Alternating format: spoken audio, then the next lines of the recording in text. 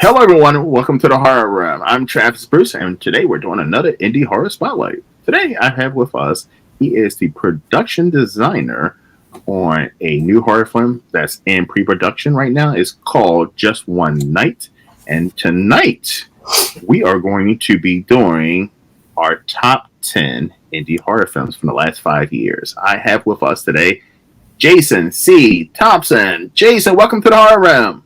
Hey, thanks for having me. I'm super excited to be here. You invited me about a week before I had my classes over at HauntCon, so I almost forgot this was happening. So, but I'm really good at pulling stuff. Oh, by the way, am I allowed to curse? Because I curse a lot. 100%. Okay, great. I just don't want to be. So, Jason. So Jason and I were messaging each other, and before the interview, and he was like, "So what are we going to talk about?" I was like, "We got something to promote." He was like, "I'm kind of in between productions right now," and I was like, "I have an interesting thing. Let's do our top 10 indie horror films."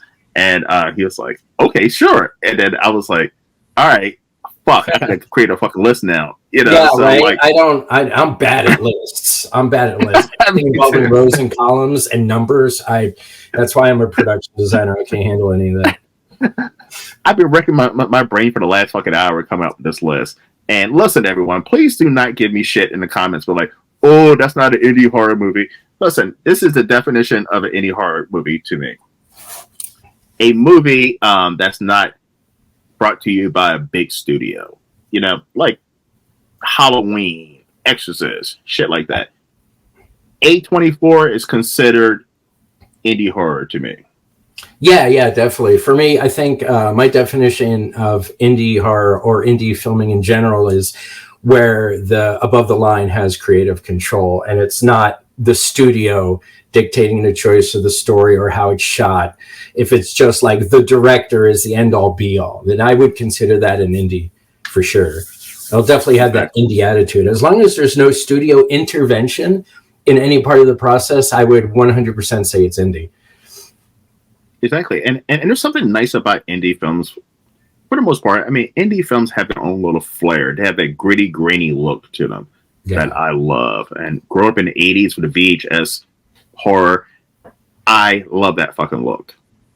It is great. It's great. I love the texture on it, for sure.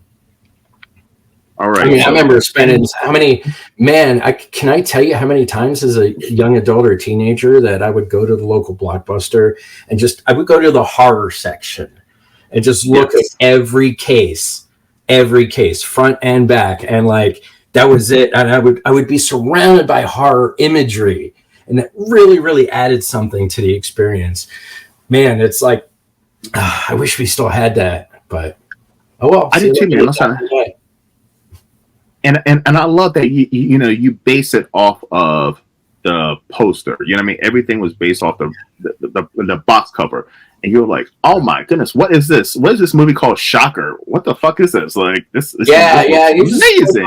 Flip over the box, look at the BTS it was usually screen grabs that would be up on there. Yes. Oh fuck yeah, dude! This guy's got a machete in his head. I'm down.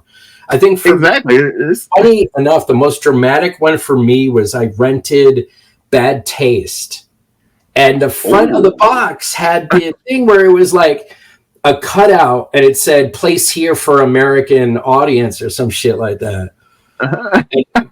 That one I was just looking at the cover, I'm okay, I need to know what that is, and holy shit, Peter Jackson fucked me up, but it was good. All right, so since you are the guest, I am going to allow you to state your number 10. Fuck, I am not going to put these in any order. I want to talk about number 10. So, okay, my new view on indie. Let's talk about indie horror as a part. The first movie that comes to my mind about what indie horror filmmaking has been for the past 10 years would be It Follows.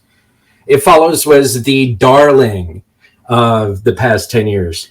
And I think that's a really good way to open it up. One of the things I love the most about It Follows is that it felt accessible when I'm watching the film. I could see that the techniques they used and the technology they used is the same exact thing we all have access to. And for what it's worth, they made a really good, dreadful horror movie. I mean, dreadful as a positive, because I love dread in horror films. That's my favorite thing, is the creation of that tension and that anxiety. If a movie makes me anxious, oh yeah, 100%. I love it. Yes. I love when a movie fucks with me. The Follows definitely. Oh yeah, dude! It like, definitely fucks with you. Oh my god, those moments. Like, I don't want to spoil it. Can we spoil movies that are 10 years old? What's the limit on that? I feel like we can. I feel like anything. So majority of my movies are in the last 5 to 6 years. Yeah. But yeah, 10 years. Yeah, we're 100% good. Okay. I still don't want to spoil it Follows.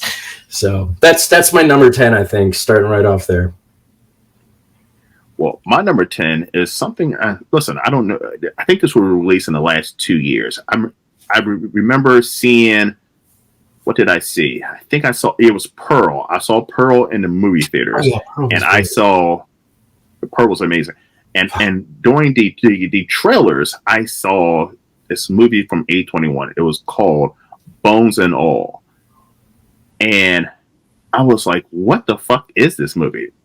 And it didn't get a theatrical release or something, but I don't remember. I saw the trailer, but I don't remember it, and it kind of fell off my radar really quickly.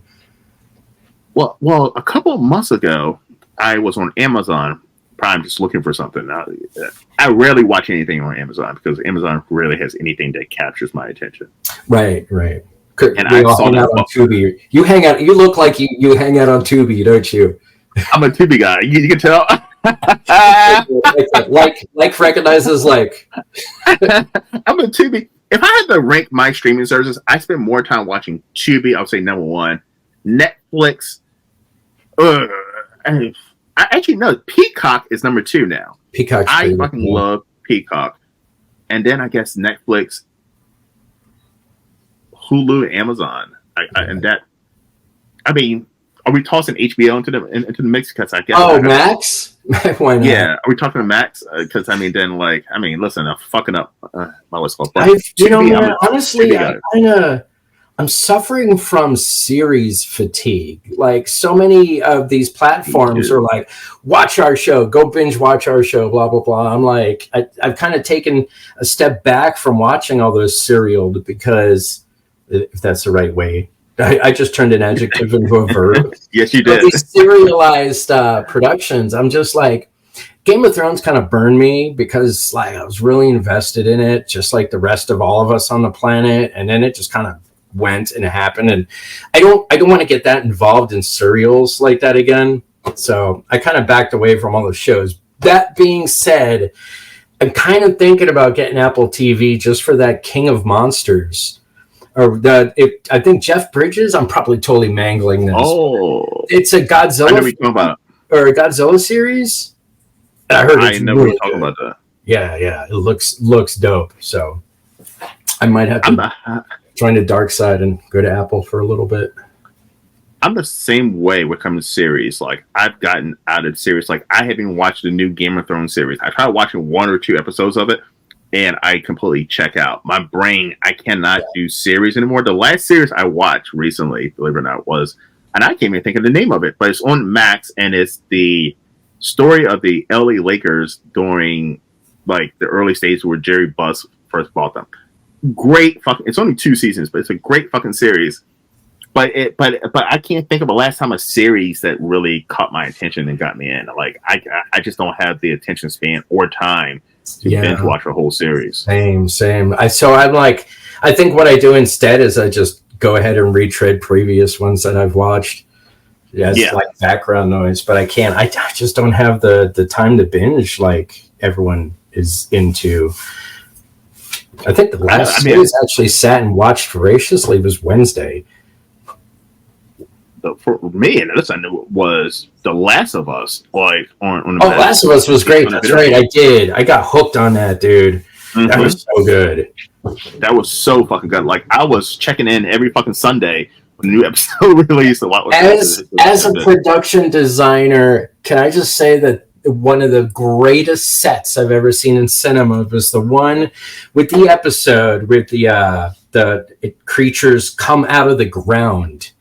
Because that was actually like a sound stage. They built full-sized houses and made a neighborhood. Holy shit, dude. Like the BTS blew my mind. Good on them, man. That was some amazing production design for sure. Yes, beautiful show. Fucking beautiful. If you ever watched Last of Us, if you haven't played the video games, by the way, play the video game and then watch the show. That's what I would do. I can't talk about the video game. Because if I start talking about video games, that's all we're going to talk about for the rest of the night. I like my entertainment interactive. I like exploring a story, but at the same time, I want to be involved with it. I want to become like the part of the game. A good game is done up almost like how a Zen garden is created. You know how the rocks in a Zen garden represent each of the planets in the system or whatnot, but there's always the one that's missing. And the idea is that everywhere you look, you see the 7 of them, and then you have to you're supposed to realize you are the 8th one. So it's called the 8th stone. And video games is probably the only media where I can be the 8th stone in a story going on in front of me. That's why I agree. Everybody who asks me like why do I play? See, but listen, I don't do online gaming. I do good story modes. I like good fucking story mode. Set to easy mode. Easy mode or story mode, because I just want the story. Yes. I love the fucking going through a story because, like you said, it's like you're part of the damn story, and there's no other medium that can do that. But jump into Bones and All. I watched that on Amazon. I stream on Amazon Prime right now. Check it out. Okay. And it is such a fucking good and disturbing fucking movie. The acting is amazing. Like a romance series about cannibalism. Is that what I picked up on? Yes. Okay. Yes. Yes. I did not think I was going to be into it, and then I was like, "Wow, this is so fucking good," and it's so disturbing. Oh, that's cool. That's cool. A romance that's disturbing. That's pretty dope. I love cross genre shit like that. Like, you know, my favorite horror movies are sci-fi horror cross genre. So romantic horror, it's pretty cool. I love it. It's a win-win. I'm telling you, it's a great movie. All right, so I'm going first real quick with my number 9. This is the one of the ones that I'm gonna get shit for because people say, "Oh, this should be a lot higher." Okay, my number 9 is Terrifier 2. Oh my god! I was never a fan of the original Terrifier. If you watch any of my interviews, I'm not a fan of the original Terrifier. Okay. Are you talking about the first Terrifier film, or are you talking about the first instance of the license? The first Terrifier film. Okay. I'm talking about All Hallows Eve. Yeah, because it was part of a segment from an anthology. That's where you started. Yes. Mm-hmm. And I was never a fan of the Terrifier movie. And then Terrifier 2 came out in the theaters. It was like limited release. Super limited. Yeah, I remember. Super limited. And I went and like purchased a ticket. It was like on a Thursday at 1:00. That was the only fucking showing. And like I took off from work and I went to go see this movie, and it was packed. And I went in knowing that I was not going to like this movie, and I was shockingly surprised how good the movie. I'm not saying great. Look at you! You're struggling to say the movie is good. Come on now. Yeah, I don't want to say great, but how good the movie was, because it did everything that I hated about the original Terrifier. It fixed it and more. Oh yeah. Okay. The story, the characters. Art the Clown was at his most ruthless, and it to me, like I heard people say that Art the Clown is one of the he's becoming one of the best villains after they were saying that in the first one, and then when I finished the second one, I was like, I could see that Art the Clown is becoming an iconic horror character. So Terrifier 2, I'll give it my number 9 spot. I can't talk about that movie. It's great. I love it. Everyone worked really hard on it. God bless him. He made a movie, but there's so much about it that I'm not into. But what I do really love about the Terrifier license is how psyched up it's getting horror fans. Like, I'd love that part. Absolutely, 100%. I guarantee you, Terrifier 3 is not going to. So, the reason why, like, everyone talks about the scene with the woman getting split in half. Spoilers: Art splits woman in half. Whatever. So that would bring me to my pick, which is the bone tomahawk, because that was the first instance in which I saw that scene where someone was getting split. And like I said, I love a good cross genre. So Western horror, dude, like, I am ready to actually direct a fucking Western horror. Just give me money, I'll do it. It'll be fucking great, I promise. But yeah, Bone Tomahawk all the way. Like, not only is it, I'd pick for an indie horror thing because it did have a lot of money involved, but it had that indie vibe where it felt like everyone on set was really into it. Like, no one was there for a paycheck. They were there to be actors and be in a movie. So I would definitely pick Bone Tomahawk, which it probably should be higher on my list. But like I said, I'm bad at making lists.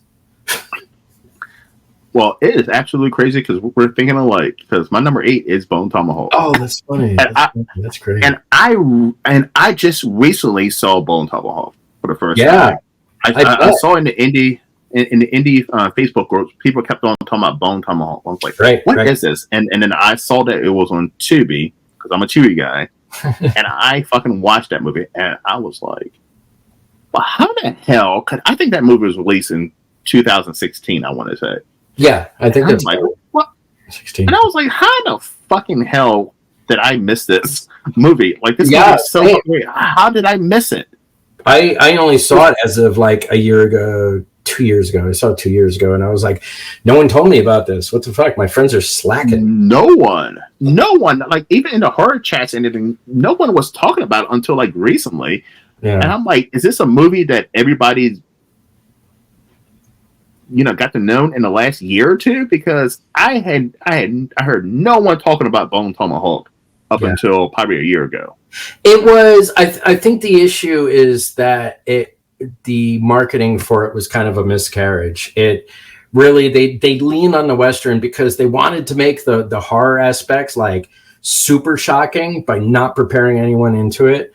But I feel like if they had made the trailer a little more like dreadful, maybe a little more bloodier, it might have really helped out. But I think it flew in under everyone's radar because it just looked and felt like a Western. Yeah, I mean that's what the poster looks like. You think that, oh, this is a Western. For sure. Okay, how about you? What's your number 8?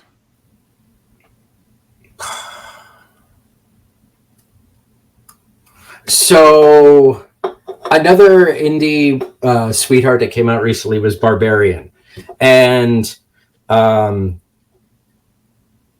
Barbarian was great in so many different ways, but then it just fell apart at the very end. But I do want to include it because the majority of the movie is very, very good, very well done. And dude, I love Richard Brake, like 100%. He's my biggest actor, like my most favorite actor out of all of them. And so having him in that movie was great. Like I said, getting to watch what's his name get killed again is great. Like, Justin Long. Yes. Justin Long, man, dude, keep getting killed in movies. It's great. I love it.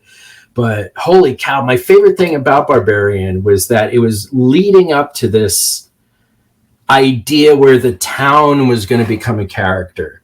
So you notice that, like, they kept showing the town, establishing shots, B-roll through the streets, everything. Like when they came up out of the house, out into the streets, I was on the edge of my seat. But then when they kind of like changed it around back to just a specific creature in it, I was like, man, it lost an opportunity. But everything else about that film was fantastic. So I got to put it on that list. And again, it's like one of those films where when you want to talk about indie horror of the past 10 years, oh yeah, dude, fucking Barbarian's on there for sure. 100%. I saw that movie in the theaters when it first came out. I didn't know what it was about. And in the beginning, when I think his name's Bill Skarsgård, where he was telling the main character, he was telling her, oh yeah, he was. he said, yeah, he was great in that, and he said something to her about like, and then she said she was on sleep in a car. Do you remember that? And he was like, have you seen his neighborhood?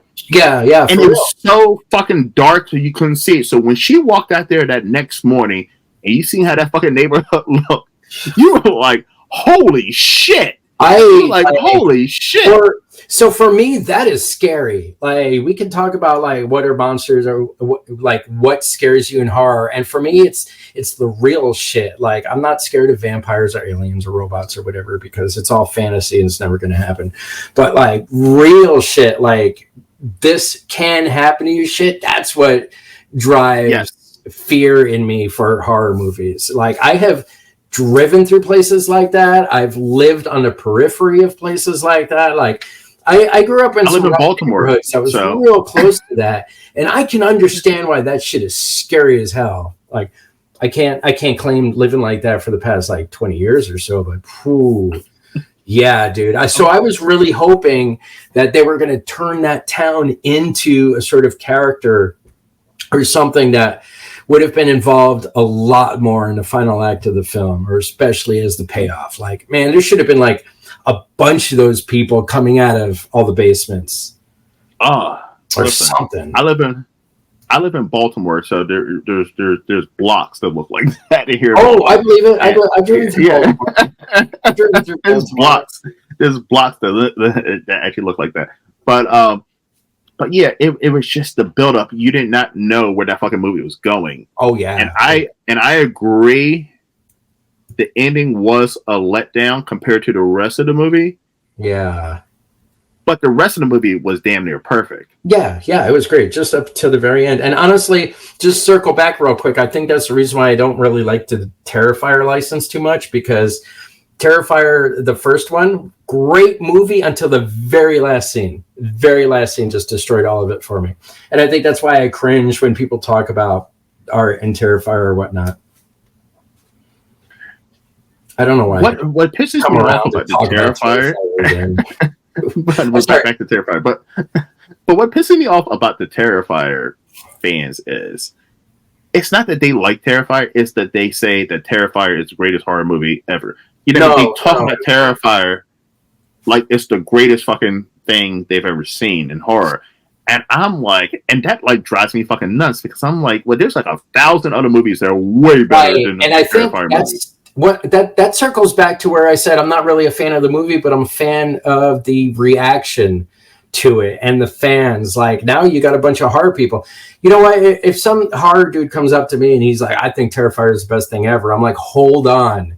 Let me show you some shit. And then great, man. I fucking open the doors. Like, Terrifier is opening the doors for a new wave of people that's really into horror. And that's great. I fucking love it. Especially with Damien and the other guy being on social media and interacting with the fans. And that calls back to why I love working in horror so much, because I'm one of the lucky few who gets to do it both as it's my job or my occupation, but also like as a fan, it's dope. And that's why I like working in the horror industry, period, because fans and icons are one and the same. Like, you fucking grab, I guarantee you, if you could corner Robert Englund and talk about the right thing at the right time, he would turn into a fan just like you. Like anyone, absolutely. And I've had that happen in multiple times. I've been to a lot of conventions and a lot of film festivals and a lot of movie premieres, and I can tell you 100%, like, horror fans are the best fans. 100%, because the people who 100%. Make the horror movie, they're fans, so they get it and they relate. And it's like, it's always magical at every convention, because you'll have someone who is an icon and someone who's just starting out, and they're talking on the same level. And hell, that icon is probably creating a new icon. You never know if there's that one kid you talk to, he's going to be the next fucking, like, Clive Barker or Eli Roth or anything like that. Exactly. But don't you hate when people who are not horror fans make horror movies? What would be your best instance for that? Because I know I've seen it. I'm pretty sure I've seen it. especially in the I'm not gonna studio. say, I'm about to get myself in trouble because I've interviewed. I mean, if you don't want to get no, but like when it boggles my mind when I interview someone and I say, "Oh, well, you must have always been a horror fan," and they're like, "Oh, I'm not a horror fan. I've never seen a horror movie in my life or something like that." And I'm like, well, "How did you make a horror movie?" And I get it. Listen, I get what I say that I use this analogy when it comes to horror all the time. Horror movies, indie horror is like rap music was in the 90s, right? It was a gateway to get into. Dude, I fucking love gangster. Yeah, it's like, especially from the 90s. I use the analogy of Kid Rock, right? Kid Rock. If you remember Kid Rock in the 90s, he had a flat top. He was doing hip hop rock music. And then if you slowly, as soon as he got bigger, on Insane Clown Posse albums, I saw him. He was there right in front of me back in the day. And then if you notice, slowly he got bigger. He started gravitating into that this weird country bumpkin, this country bumpkin guy who he is now. You know, he went for that trailer vibe. But that's who he really was. See, that's the thing. That's who he really was. At the trailer thing? Oh, not at all. No. I'm talking about the redneck that he is now. He is kind of fucking rednecky, but at the same time, he was not. His family was not part of the struggling class. Like, they were well-to-do. They had a lot of money. He did not want for anything in his life, including recording rap albums at all. But that proves my point even more. Yeah. He wanted to make the shit that he's making right now, right? Right. He wanted to make country music, but it was hard to break. No one was listening to country music in the fucking 90s. You know what I mean? It's true. I mean, there were a few standouts, but yeah, country was no one. In the 90s. No one was listening to country music, so he started into rap because rap was his easiest platform to get into. And he started doing rock when he started, man. He was just it's a launching pad. So like horror is the same thing for I feel like for a lot of indie filmmakers. Let's say if you want to make dramas, you start going in with horror, and then you start building your name up to doing what you actually want to do. And I call it the kid. I mean, that's valid. That's a excusable career path. Yeah, I get it. That makes sense. I mean, I call the Kid Rock. Horror returns the investment much greater than any other genre. So I get why people get into it. So tell me a horror movie that was made for the money. What movie is that that you're talking about right now? Oh, right now, I would say that The Last Exorcist was made for the money. Oh yeah, I have not. I've not seen it. The 100% made. Is that bad? 100% made for the money. I don't think. What's his name? I'm sure. David Gordon Green. I don't think he's ever seen The Exorcist before. Ooh, that would be literally. I would read the book before anything. But I don't think he read the book. I don't think he saw a trailer. I don't think he said anything. I think that was definitely a cash grab. And listen, I'm not going to hate on him. I mean, get your money, but clearly, get your money, absolutely, 100%. But clearly, listen, this was supposed to be a trilogy, and they fired him after the first movie because it did so bad. Wow, that's fucking terrible. Yes, but anyway, we're completely off topic, and we do that. Yes, I did that all fucking time. But I forgot where we're at. Are we at number 8? I think so. Number 8 for me is Darius. And this is a movie that I watched recently. I interviewed Darius a couple times. Yes, Darius. Never heard of it. Oh, listen, you got to watch my interviews with the creator. It's made by Gorilla Metropolitana. And this movie is not my type of horror movie, but this movie is shot beautifully, and it fucked me up. It fucked me up for about 48 hours. Really? And it is the most disturbing. Yeah, it still ranks right now in my mind the most disturbing fucking movie I've ever seen. Like, it really? It is subject matter that triggered you that made you felt that bad about it? So there is no dialogue in this movie at all. It's just weird noises popping off for about an hour and a half. Just weird pig noises, horses going off, and you're just watching disturbing images. You're watching a man jerk off to a picture of a little girl. You're watching mom have sex with her daughter. You're watching. I mean, I don't want to give it away, but you're seeing some of the most disturbing acts. Was there a narrative structured through all those scenes? There's no fucking structure. It's and I interviewed him, and he said it's the vision of insanity and madness, and I'm like, I can fucking see that, because like it's hard to watch. And he said he would never put this movie up on any type of streaming service. You have to buy the DVD. I do have an autographed copy of the DVD he sent me. Thank you, Gorilla. It's cool that he autographs his copies. I totally dig that. Yes. I dig that. I don't want to malign the dude by saying that it sounds like it's very empty and exploitative, because I love exploitation. That's one of my favorite genres, dude. I love exploitation films. But it's beautifully shot. At the very end of the day, what matters most to me on filmmaking is that, yeah, it's beautifully shot, 100%. I'm like, yeah, absolutely. And number two, though, it has to have a story. And that's my stumbling block for a lot of my scripts, and what I try to do is, like, I can come up with great ideas, great scenes, great structures, but unless there's a point to it, like A and B, tell me the story. There has to be something. It's hard for me to get into it. That being said, so let me give you mine, which is Rubber. Rubber has absolutely no point. There is no reason for Rubber to be made in any way whatsoever. And God damn, is that a great made movie? Like, it looks good. It's edited well. The fucking acting is great.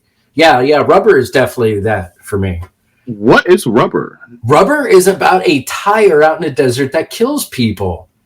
With the power of its mind, it can. If it focuses on you, you die. And there's a Greek chorus. There is a Greek chorus of people out in the desert watching it. They're like tourists. They paid to watch the tire kill people out in the distance. And at the very beginning, people hate it because they're like, "Oh, it's a fucking tire killing people," whatever. But there's a point to it, and the movie is very clear at the beginning of it. The guy tells you why the movie exists. So if you can grok that, then yeah, the rest of the movie is a fun ride. Oh, I'm writing that on my list. Is that on Tubi? I'm sure it is. Okay. I love you, Tubi. Love all your movies. Number 7 is on Tubi as well, and it's called Craving. It was made by a filmmaker named James Horton, I believe. And if you're a fan of John Carpenter's The Thing, you will fucking love this. Yeah, absolutely. Yes, Thing is like my second. So fucking amazing. And there's 3 groups of people, and they're like against each other, but you sympathize with the bad guys as well as you're like, well, who's good? Who's fucking bad? I feel sorry for all of them. Yeah. And somebody's infected with something. And you have all of these aspects, and it Craving on Tubi is a fucking amazing movie. It is low budget, indie. How low budget do you think it is? What would you guess at? Okay, so Felissa Rose is in that movie. I love Felissa. So, dude, can I just tell you, like, I've got video and photo of Felissa. Like, Felissa and my wife are like this, dude. It's so funny. Really? It's so funny. So every time we see her at like films or conventions, we went to a film thing nearby recently where it's like a tap house that shows films, and we played Sleepaway Camp, and she was there for it, and they gave her a hot mic for the entire run of the show. So she would sit there and just talk about the movie, like normally talking about that dude she had a crush on, like as a teenager. But dude, she ran through it. She talked so good. I love Felissa. I actually worked with Felissa Rose adjacently on a film called The Forest Hills, which really, before anything, do you know anything about it? Or no, I do not. Oh my God. So it is the film that has been said by People magazine to bring back Shelley Duvall into acting. Like, and not only is Shelley Duvall in it, but also we had Edward Furlong, Dee Wallace, Felissa Rose, some of the cast from Halloween. And it's a horror movie. It's a werewolf film. I don't want to spoil it at all. And it's supposed to be coming out soon, but yeah, Felissa Rose is great. I love her. I'm so glad you brought her up. I could just talk about how cool she is for a second. I would love to have her on my show. By the way, I would love to interview her. Dude. All right. I'll talk to someone. Yes, I'm sure I could do it. It'd be great. Felissa, but she dies in the most. Felissa's she great. dies in the most fucking gruesome way. Oh yeah. In this fucking movie, and like I've seen. I would say if somebody said, what is my top 10 fucking favorite, top 10 most gruesome kills I've seen in the last 10 years, this is definitely in the top fucking 5. Like, she dies in the most gruesome fucking way, and it's just so, the practical effect is just like, yeah, whoa. Good. Great. Yeah, and it was all practical effects, right? It was all practical effects. And so if you actually budget for this movie, I'd probably say they probably made this movie for about $50,000, I would say. That's fair. That's about how average it would be for a film like that too. That's great. Yeah. But yeah, watch The Craving it's streaming on Tubi. I still think it's up on Tubi. It's been a while since I've seen it, but yes. Okay. I don't know if it's The Craving or Craving. I think it's Craving. It's Craving. Okay. But there's like a big old green monster on the front cover. Nice. That's how I'm gonna identify it. I'm gonna start scrolling Tubi and be like, oh yeah, they like that. Craving, definitely watch it. If you are a fan of The Thing and practical effects, it is definitely up there for sure. All right. What's your next number 7? What's your next one? What number are we at? Like we're at number 6, I think. Number 6. Yeah. What do you have for number 6? Like I said, I'm not good at making lists. Can we talk about Get Out? Fucking Get Out was great. Love that movie. Like, that was my first time ever having Jordan Peele be a director of a horror movie. Like, so I get it. I understand why it was a great horror movie, because comedy and horror have that same sort of tension and release pattern. So it works on behavioral patterns and anxiety. Like the joke has to have the punchline, and at the same time you do that with horror. And so I think Get Out is probably right there for me. Oh my God, dude. And some of the cinematography in that was dope. Like when he's spoilers, sinking in the chair with the realization of everything that's happening. Fuck, dude. If I ever make a movie and I can find a way to film in a 30-foot pool full of darkness, oh my God, dude, I'd be all about it. I would fit that in so many times. People will start making fun of me for it. Like, dude, get away from the swimming hole. You can't do this anymore. Shit, Jason, I would have put Get Out in my top 10, but I did not think that was an independent movie in my head. But I'm thinking about that. I feel like it is. Like I said, my idea of an independent feature is a little different. You know, like he was definitely like he was in control of the film for sure. For sure. Yeah. Damn, that's a good one. Get Out was a good one. I saw it in the theaters, and Get Out was a fun ride. For me, it was Talk to Me.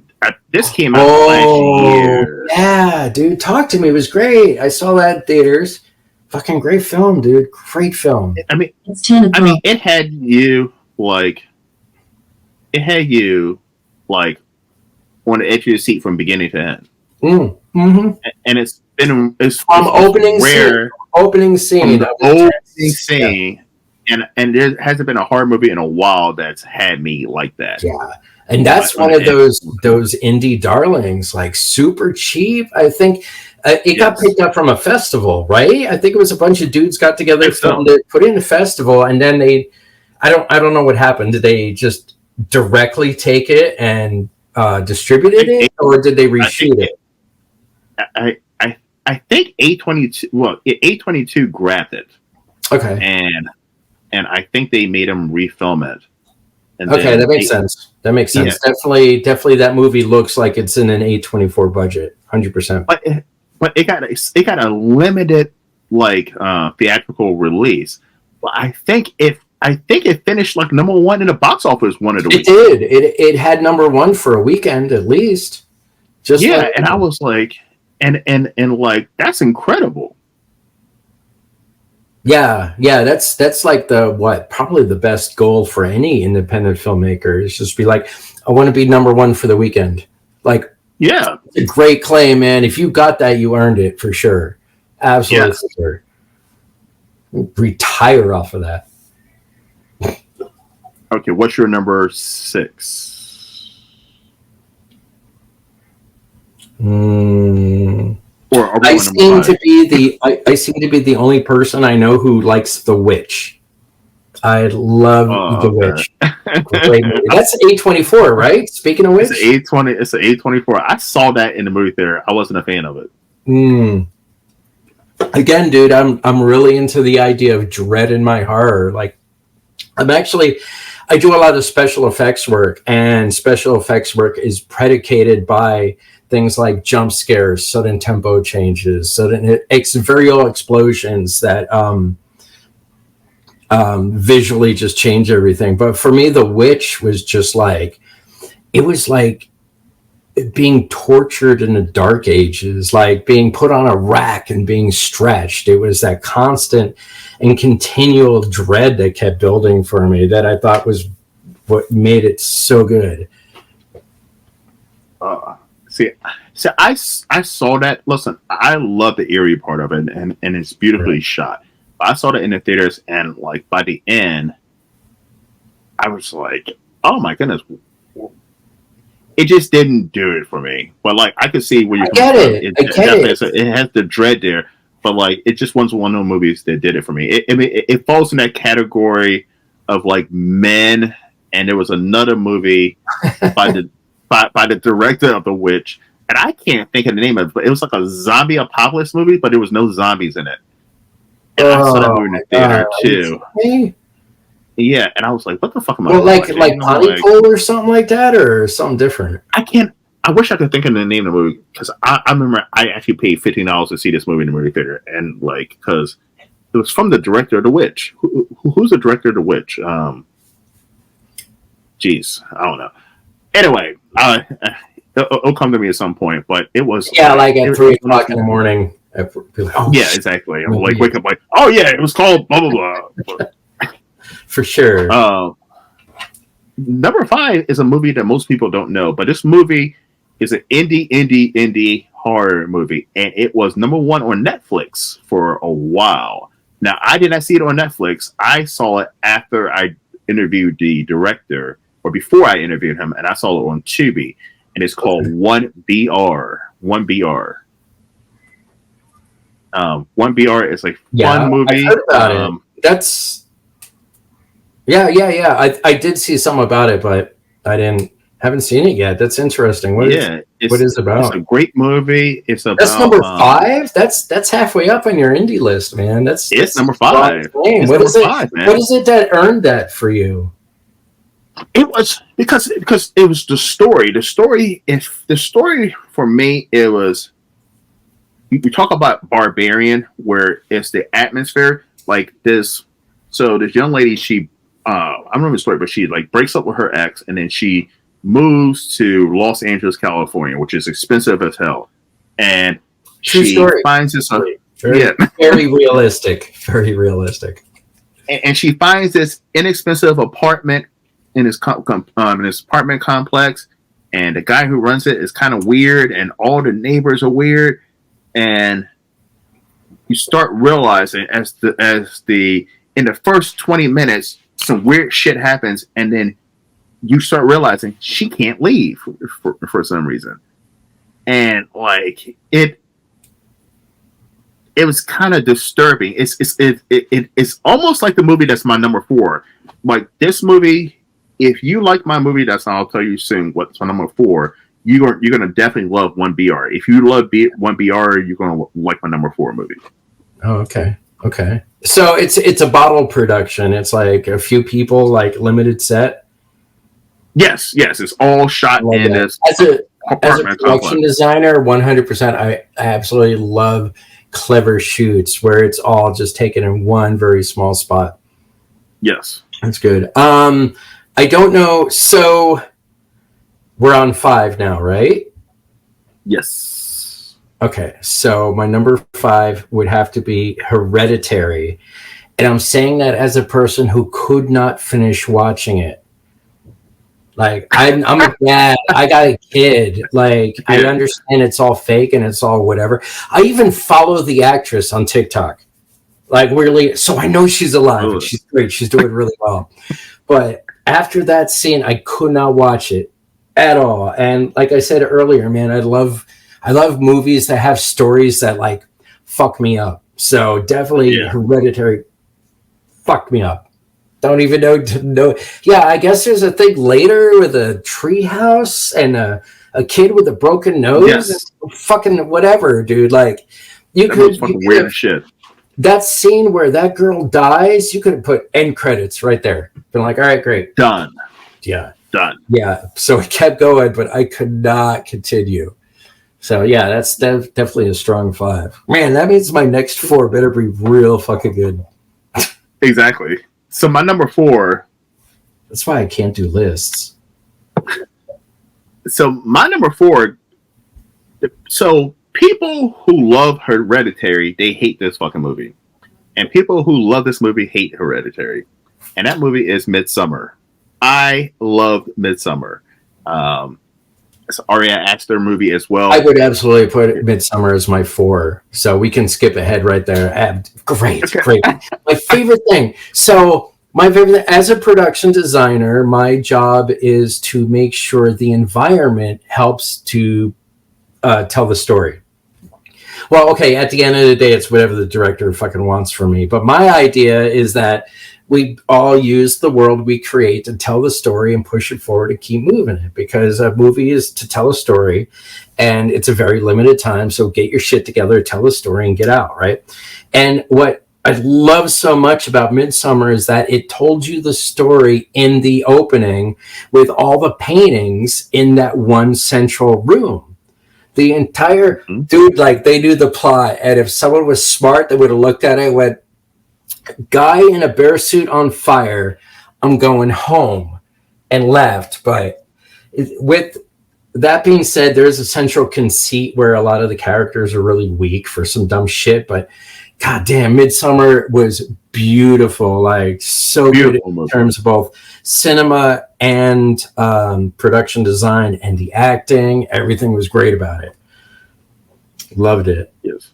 Love the movie. I saw that in the theaters as well. I saw it in an indie movie theater in Baltimore, and I saw it during the day. I think I was the only person there watching that fucking movie, but I fucking enjoyed it. I was like, because just from the opening scenes, the disturbing images you see with the sister and the fucking parents are fucking dead, and like she kills the fucking parents, like.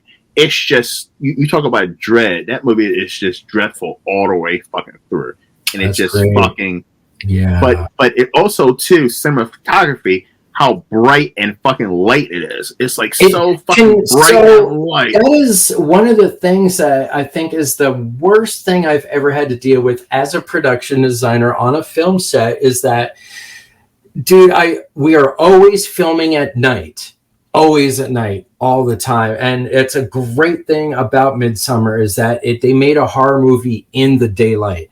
That is virtually impossible. You cannot have scary shit happen in full bright sunlight. And they did it over and over and over again. So good.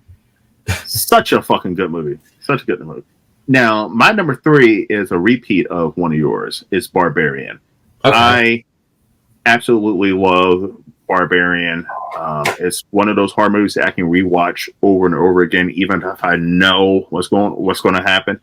I fucking love Barbarian. I do agree with you that the fucking ending was kind of a letdown. Where do you go? Where do you go from there? What would you do? I don't fucking know. I mean, I don't know, but like, I don't fucking know. Like, it was a perfect. I mean, that movie was a perfect fucking movie. I mean, to go from one story to the one story and leave it at a cliffhanger and then jump over the Justin Long's fucking story. I mean, it was like, and then tie the two fucking stories together.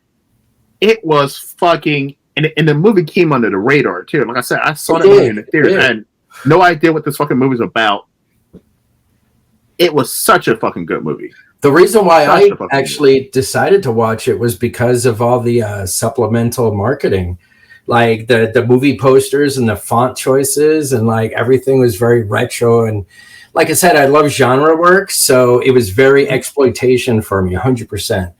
So I was like, all right, I gotta see where this goes. And for the most of it, it was really, really good. I like I said, the ending was just, dude, it was bad. But in my mind, what I would have done is I would have like rewound back to a little bit earlier, maybe the beginning of chapter 3, when he leaves the house, gets out of that window, runs out into the town, and then that's where I would have pressed into the town having more families like this, and then turn it almost into like a quasi-zombie film. We've got a bunch of fucking cannibals chasing you through streetlights, and you could have had B-roll of that dude running, like 5 minutes of him running terrified through a suburb, which is zombie creatures coming at him. I think that would have been great. But I agree. And movie, and like going to that movie, I saw the title Barbarian. I thought it was gonna be it's some kind of barbarian guy in the house killing people. I did not know where that fucking movie was going, but I was not expecting what I fucking saw.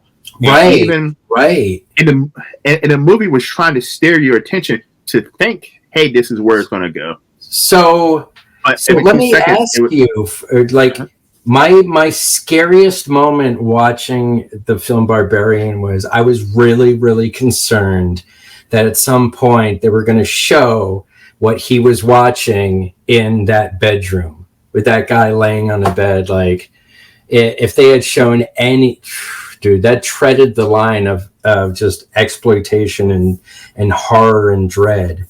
That moment was really, really good. So hats off to Barbarian for doing something that was really terrifying. Just and stick the landing, man. And the monster lady who with the baby obsession and this and that. Yeah. Oh my god, that's fucking disturbing, man. It was just fucking disturbing. So my number 3.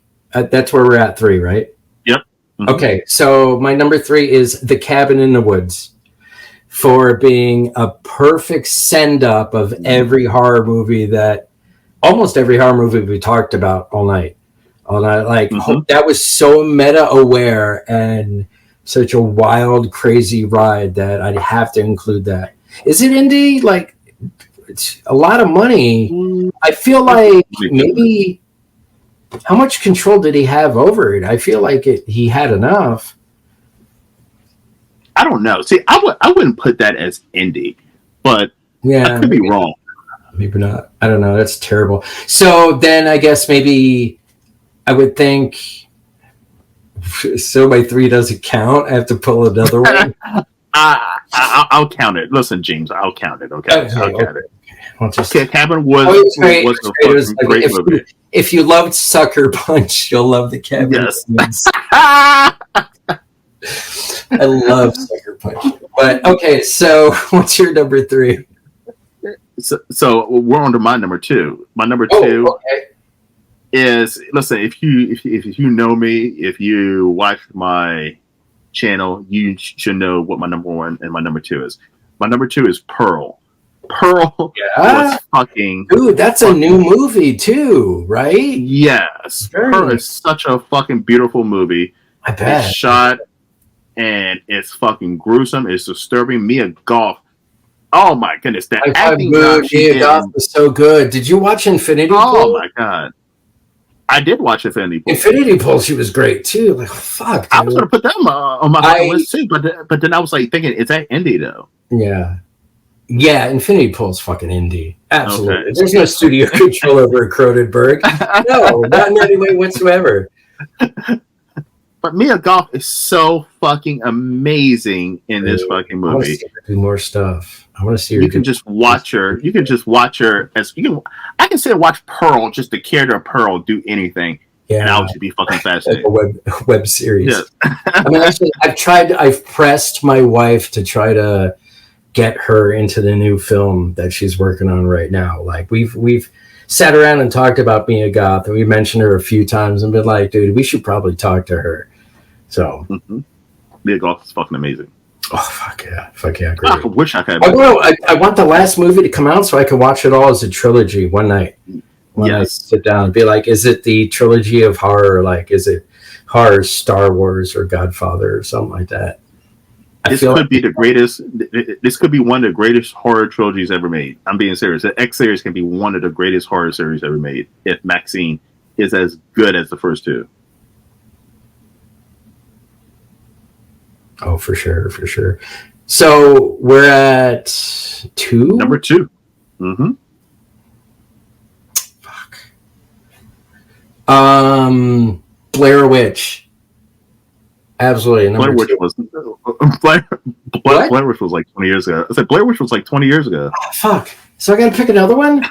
So I'm really old, and I've been in the industry for a really long time. So. I was in high school. I was about to say I was in high school when Blair Witch came out. Really? Yeah. I was. I actually worked at a video store. You know, it wasn't a Blockbuster. It was a mom and pop thing, which was even cooler. So, but I remember it came out. It was also the same time DVDs came out. People didn't understand what letterboxing was. Really? Yeah, it's 10 years. Fuck. I bought Blair Witch from Walmart when it came out on video. Like, and I was like 16. I was 16 at the time, because I had my license in the car, and I remember like popping that bitch into the fucking VCR and watching, and it scared the shit out of me. I'm like, I fucking love Blair Witch Project. I'm a huge Blair Witch Project fan. So then, you know what? Let me re-roll number 2, because I'd have to say Dark Harvest. Like that, once again, is that an indie film? To me, it felt like it was an indie film, and I just saw it recently, and I know it's from a few years ago, and man, that really impressed me. Everything about that movie was great. I'm almost kind of envious. Like, if I was to make a horror movie, which I will eventually, it would be like, dude, you're just remaking Dark Harvest. Everything about it is great. Like and it was a period piece, and I really respect period pieces because that adds such a serious amount to the budget that like you could have used that budget for other shit. But no, dude, you had to go rent some cars from the 50s. So like huge risk and absolutely worth it. I love, as a production designer, I love when people sneak cars into sets. Like, there's just something about a car on a film set that it really appeals to me. And Dark Harvest, outside of that, like, oh my God, dude, what a great movie. It was like... Great fucking movie. It was almost like the tall grass with the... Did you see that? What was it called? I think it was the tall grass. Where the family gets lost in a cornfield, and then you find out it's a time loop thing. Please tell me you saw that. I didn't see that one. Am I making shit up? That'd be great. No, it's something like that. It's on Netflix. That's your next movie. That's your next movie right there. Oh no! My next movie involves a horse. I've decided already. I tell everyone it's called a horse lake. It's Jaws, but it's a horse. And no, wait, hear me out. It's going to be fucking great. My wife will ask me every time I bring it up during production meetings. I'll fucking watch it because you know what? I'm a Tubi guy. A ghost horse would definitely be on Tubi for sure. It would definitely be on Tubi. My number 1 is X. I mean, listen, I fucking listen. I love the X series. X, brought me back to 80s horror. X was great, dude. X was great. It was a slasher film again, but it was really well done.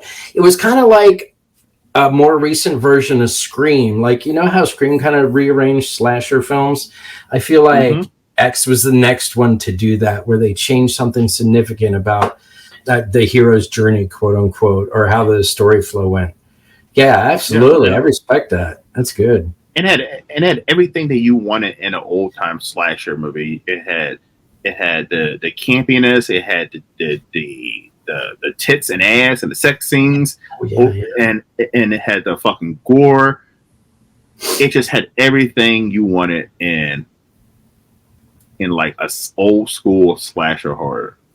Yeah, for sure. I love that old school vibe so much. Yes. So then my number one indie pick in the past 10 years is Evil Dead Rise.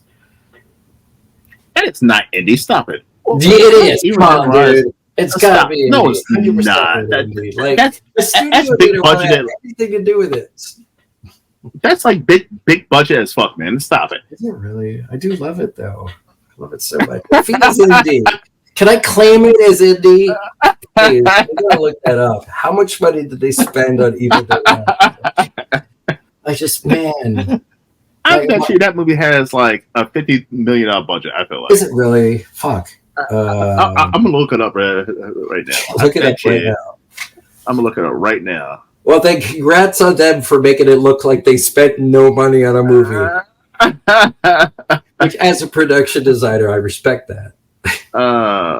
Evil Dead Rise. Let's see. I'm gonna guess before I even. I'm gonna say $25 million. Yeah, say $25 million. Probably. Oh, dude, they probably catered every day, man. I'm sure those dudes were taken care of for sure. Okay. Between 15 and 19 million. That's not easy. I mean, so like I said, I've got this really loose, defined expectation from what I want for indie films. And like I said, the number one thing is I consider an indie film because there's no studio control. And I feel like there's no way in hell any studio would have tried to manipulate Evil Dead Rise in any way, because the subject matter and the technique are both so horrifying and so insane that I feel like the director, writer, and maybe a producer or two all got together and was able to get away with whatever they wanted to do. And I think for me, that's the spirit of what an indie film is. They were just really lucky to get a lot of money. So we're going to leave it to the audience. Is Evil Dead Rise? Yeah, let's fight in the comments. Let's fight in the comments. Is Evil Dead Rise an indie film? I say fuck yes. No. We're gonna fucking find out. Is Cabin in the Woods a indie horror film? No. I don't think. No. I could be wrong though. So we're going to leave it to the viewers. We should absolutely do that. Maybe Pistols at Dawn too. Yes. All right, but that was fun. No, but substantially, we both vibe on the same movies, absolutely, and we both feel very strongly about the aspects of why it's indie and why it's good or whatnot. And yeah, I think we both got a really solid appreciation of what indie means and what it feels like. And I learned tonight there's also a time period, but I wasn't paying attention to that. Now I got to watch fucking Rubber too, because that sounds amazing. Yeah, yes, so good. You'll know in the first few minutes if you like it or not. Just set a timer, and then when you get to the point where you said, "I can't watch this," that's how long it takes. See, I like bad movies too. I enjoy a good old bad. Listen, I fell in love with Tubi originally for their bad movies. You know what I mean? They're charming bad movies. Oh yeah, absolutely, dude. I'm a huge fan of trauma films. 100%. Love trauma films. So I like to laugh. You know what I mean? And they're great. Yeah, I like to sit back and goof at a movie and make fun of a movie. It's kind of fun. So this was fun. That was our top 10. All right, now. Jason, can you tell us a little bit about, so you're a production designer in Just One Night, which is in pre-production. Can you tell us a little bit about that project? So I I was there when it started. Like it's been pretty amazing. My wife, who's also a filmmaker, is set on making an 80s horror movie, and we've had a lot of 80s horror movies come out recently. We had Freaky, Slasher, but when with the 80s thing being really really popular right now, we keep seeing that same sort of blue ribbon, white bread, basic 80s view where everyone's wearing day glow and they have their hair up in sideways ponytails. But all these 80s films don't really touch on anything involving the Gothic subculture. And my wife, who grew up in that environment, and I grew up in that environment, got together and decided, hey, we want to make a horror movie that takes place with that theme, that aesthetic. And it all comes from a vacation we had during the summer where we did an Airbnb at a RV in Florida. And we were all there with the kids, and there was spotty cell phone reception and no connection to the internet. And then they had this weird thing happen with a pickup truck, and then everyone overthinks everything all the time. And so we kind of started fabricating the idea of, oh my god, we're gonna get slaughtered by a bunch of fucking cannibalistic rednecks. And it was she was pretty nervous about it, and I'm all hey, no, it's probably a rational explanation. Everything was cool, of course, but that was the impetus for this film. And she's been talking a lot about involving a historical allegory for the Great Depression, which is probably outside of the scope I'm allowed to talk about. But yeah, it's like an 80s Gothic slasher horror film, and she equates it to being a cross between 13 Ghosts is a huge influence for her. She actually got in contact with Shane Morton, who is a creature designer who here in Atlanta, he works on Adult Swim, and he's made a whole bunch of really cool, great creature effects for Your Pretty Face is Going to Hell and a bunch of other stuff. So, oh my God, where was I going with that? Fuck, it's terrible. It's terrible. Did you see it derail? I almost had it. You like me, man. You like me. I'd man. rather sit down and sketch out stuff, make little figurines or whatnot. But so yeah, my wife's got the Kickstarter for that coming up real soon, and maybe I'll slip you something. But we made a trailer where we all went out into a cornfield, and we had 2 actors, 3 actors. We had a drone. We had a lighting system out there. I actually had one of those gimbals connected to a camera that was on a tripod.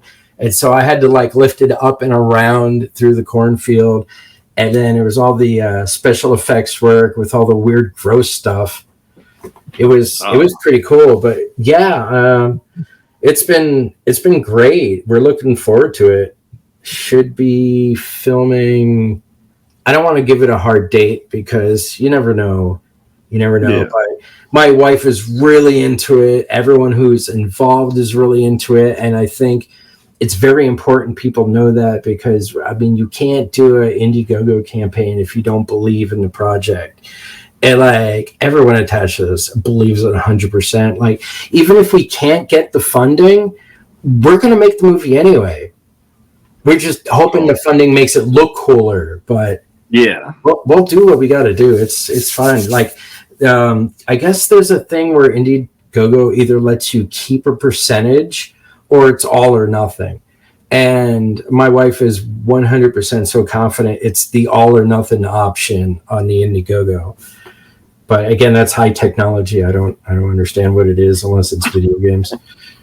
But listen, when you and your wife are ready to talk about it, I would love to have you guys back on. That'd be great. I would love for you to ask her top 10 indie horror films. I bet she'd some weird shit, probably The Thing have her or something.